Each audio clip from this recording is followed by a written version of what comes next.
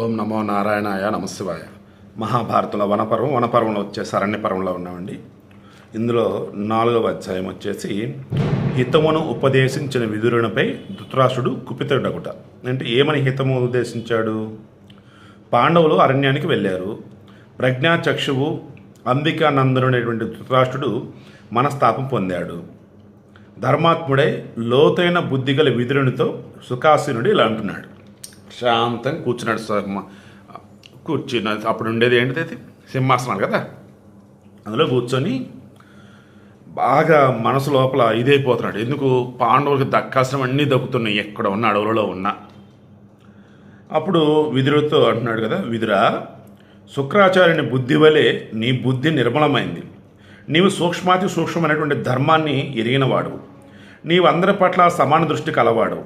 కౌరవ పాండవులు ఇరువురికి నీవు గౌరవింపదగినవాడు. అందువల్ల పాండవులకు నాకు హితమైనది ఏదో నువ్వు చెప్పు. నువ్వు చాలా గొప్పడివయ్యా. పాండవులకి కౌరవులకి అందరు కూడా బాగా కావాల్సినవయ్యా. ఇప్పుడు నేనేమడుగుతానంటే ఒక మంచిది ఒకటి చెప్పాలి నువ్వు. ఏంటిది? ఇప్పటి ఈ దశలో మన కర్తవ్యం ఏమిటి? ఏం పని చేస్తే పౌరులు మనల్ని సేవిస్తారు?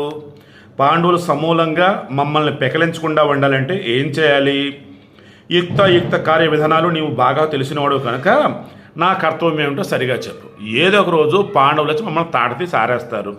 సో వారి నుంచి అంత ఇబ్బంది రాకుండా ప్రజలు మమ్మల్ని అంతా కూడా సేవించేటట్టు మేము గొప్పగా ఉండాలంటే ఏం చేయాలి నువ్వే చెప్పు. అప్పుడు విదురుడు అంటున్నాడు, నరేంద్ర అంటే రాజా అని చెప్పేసి, ధర్మార్థ కామాలనే త్రివర్గానికి ప్రధానమైనది ధర్మం. రాజ్యాన్ని ధర్మ ప్రధానమైనదిగానే చెబుతుంటారు. అందువల్ల రాజా, నీవు ధర్మ మార్గంలో ఉండి యథాశక్తిగా నీ కుమారులను పాండరాజు పుత్రులను అందరినీ రక్షించు. అయ్యా, వాళ్ళ పిల్లలు తెలిసి తెలియకేదో ఉన్నారు. నువ్వు రాజువు కదా, నువ్వే ఈ రాజ్యం అంతటి కూడా ప్రభు అయ్యి కౌరవులని పాండవులను అందరూ కూడా చక్కగా కాపాడు. శకుని ప్రధానంగా గల పాపాత్ముల చేత సభయందు ఆ ధర్మం విడువబడింది.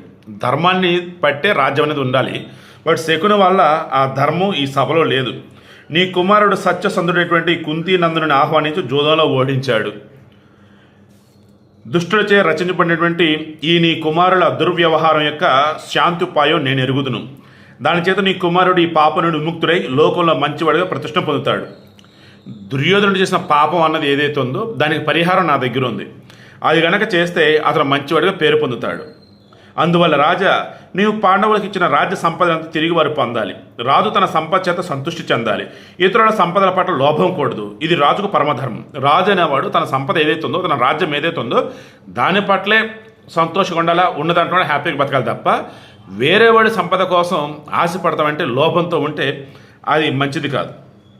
ఇలా చేస్తే కీర్తి నశించదు, జ్ఞాతుల మధ్య భేదం కలుగదు, ధర్మం తప్పగా నిలుస్తుంది. పాండవులకు సంతృష్టి కలిగించడం, శకునుని తిరస్కరించడం అనే ఈ పని నీకు అన్నింటికంటే ప్రధానమైన కర్తవ్యం. ముందుకు పాండవులకు మంచి చేయి అండ్ శకుని ముందు ఇక్కడి నుంచి వదిలేయి, పంపించేయి.